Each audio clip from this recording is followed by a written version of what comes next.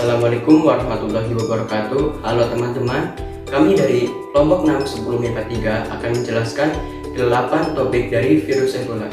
Yang pertama ada pengertian virus Ebola, yang kedua ada sejarah virus Ebola, yang ketiga ada gejala virus Ebola, yang keempat ada penyebab virus Ebola, yang kelima ada faktor risiko, yang keenam ada cara pengobatan, yang ketujuh ada pencegahan, dan yang ke-8 ada diagnosis. Silahkan simak penjelasan berikut ini.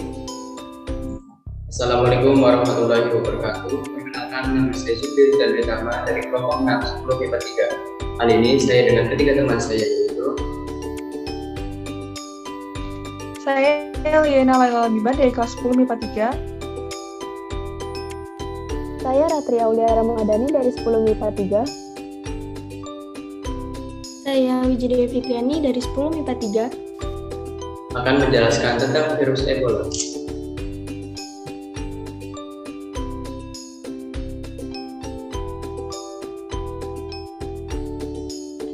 Kali ini kita akan masuk ke pengertian virus Ebola. Apa sih virus Ebola itu? Penyakit virus Ebola atau PVE adalah penyakit yang disebabkan oleh virus Ebola yang merupakan anggota keluarga filovirus. Penyakit ini dikenal dengan Ebola virus disease atau singkat EVD atau Ebola hemorrhagic fever atau singkat EHF. Terdapat 5 macam jenis virus Ebola penyebab penyakit ini, yaitu yang satu ada Bundibugyo Ebola virus atau singkat BDBV, yang kedua ada Riston Ebola virus, yang ketiga ada Sudan Ebola virus atau singkat SUBV, yang keempat ada Zaire Ebola virus, dan yang kelima ada Cyprus virus atau singkat CAFV, yang dulu dikenal dengan Ivory Coast Ebola virus atau disingkat CIEBOV. Penyakit Ebola adalah penyakit akibat infeksi virus mematikan yang bisa menyebabkan demam, diare, serta pendarahan di dalam tubuh penderitanya. Hanya 10% penderita Ebola yang selamat dari infeksi virus ini. Tapi penyakit ini jarang terjadi. Hingga saat ini belum ditemukan kasus Ebola di Indonesia. Namun sikap waspada dan langkah pencegahan terhadap penyakit yang mewabah di benua Afrika ini tetap perlu dilakukan. Salah satunya adalah dengan menjaga kebersihan dan menerapkan pola hidup sehat setiap hari. Jadi kita akan masuk ke dalam sejarah virus Ebola. Kapan sih virus Ebola itu terjadi dan gimana? Virus Ebola pertama kali diidentifikasi pada tahun 1976 di dua tempat secara simultan, yakni di Yambu, sebuah desa tidak jauh dari sungai Ebola di Republik Demokratik Kongo, dan Ninzara, Sudan Selatan. Wabah di Afrika Barat, yaitu kasus pertama pada Maret 2014, adalah yang terbesar dan paling kompleks sejak virus Ebola pertama kali ditemukan pada tahun 1976. Negara yang terkena dampak paling parah yakni Guinea, Liberia, dan Sierra Leone.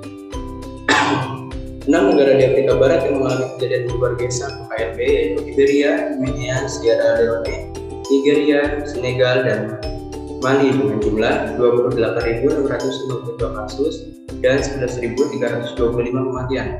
Dengan total kematian atau total kasus sebesar 39,52%. Data ini menurut data WHO per 10 Juni 2016. Berdasarkan hal tersebut, WHO menyatakan penyakit virus Ebola sebagai kedaruratan kesehatan masyarakat yang meresahkan dunia atau KKMMD. Kemudian ditemukan beberapa kasus booster yang sumber penularannya dari survivor Ebola baik di Liberia, Guinea, dan Sierra Leone. Penularan tersebut diketahui karena adanya kontak dengan Sierra Leone survivor. Gejala-gejala dari virus Ebola antara lain demam dan menggigil, nyeri kepala yang berat, mual dan muntah, diare yang dapat disertai darah, mata merah, ruam pada kulit, nyeri dada dan batuk, penurunan berat badan, pendarahan dari mata, telinga, dan hidung.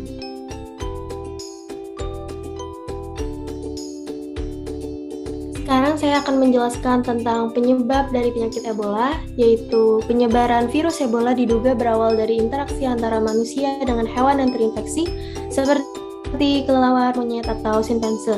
Sejak itu, penularan virus mulai terjadi antara manusia. Darah atau cairan tubuh penderita dapat masuk ke dalam tubuh orang lain melalui luka pada kulit atau lapisan dalam hidung, mulut, dan dubur. Cairan tubuh yang dimaksud adalah air liur, muntah, keringat, ASI, urin, tinja, dan air mani. Virus Ebola juga dapat menular melalui kontak dengan benda yang telah terkontaminasi oleh cairan tubuh penderita, seperti pakaian, spray, perban, dan jarum suntik. Namun demikian, Ebola tidak ditularkan melalui udara atau melalui gigitan nyamuk. Penderita Ebola juga tidak dapat menularkan virus ke orang lain hingga gejala penyakit muncul.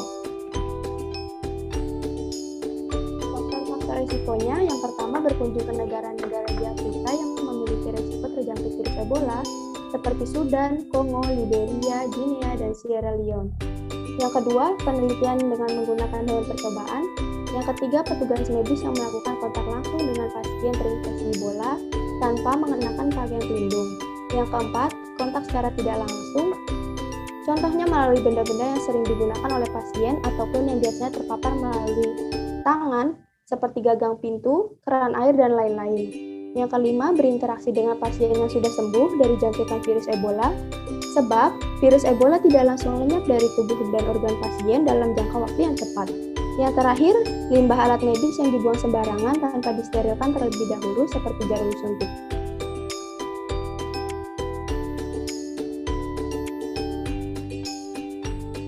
Sekarang saya akan menjelaskan tentang cara pengobatannya. Langkah pengobatan yang dilakukan hanya bertujuan untuk mengendalikan gejala dan membantu sistem kekebalan tubuh pasien dalam melawan virus. Hal ini dikarenakan obat untuk menangani virus Ebola belum ditemukan hingga saat ini. Beberapa tindakan pengobatan pendukung yang dapat dilakukan yaitu: yang pertama, pengidap Ebola wajib dirawat di ruang rawat intensif yang terisolasi. Yang kedua, terapi oksigen untuk mempertahankan kadar oksigen darah yang optimal. Yang ketiga, terapi cairan infus dan elektrolit untuk mencegah dehidrasi serta gangguan keseimbangan elektrolit. Yang keempat, terapi untuk mengatasi infeksi sekunder yang dapat terjadi. Yang kelima, transfusi darah jika terdapat pendarahan. Dan yang terakhir, transfusi darah jika muncul kurang darah atau yang biasa kita sebut dengan anemia.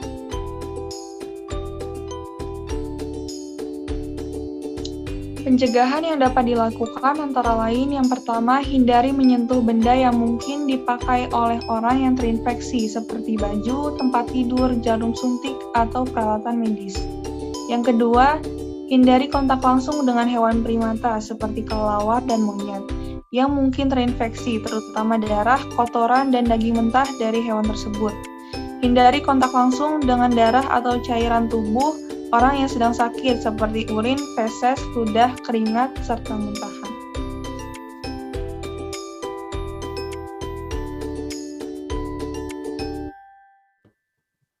Diagnosis membutuhkan kombinasi gejala yang mengarah pada infeksi virus Ebola dan paparan terhadap virus tersebut dalam 21 hari sebelum timbul gejala. Pertama, pasien akan melalui tahap wawancara medis, dilanjutkan dengan pemeriksaan fisik, tes darah, dan beberapa pemeriksaan penunjang untuk mengidentifikasi virus. Tes darah dan fisik yang dilakukan, seperti jumlah sel darah, fungsi hati dan organ dalam lainnya, serta fungsi pembekuan darah. Hal ini dilakukan untuk mendeteksi antibodi dalam tubuh pasien terhadap virus Ebola dan juga fungsi tubuh lain, terutama sel-sel pembeku darah. Beberapa pemeriksaan penunjang yang dilakukan diantaranya Enzyme-Linked Immunohistochemistry Assay atau ELISA, IgM ELISA, dan Polymerase Chain Reaction atau PCR.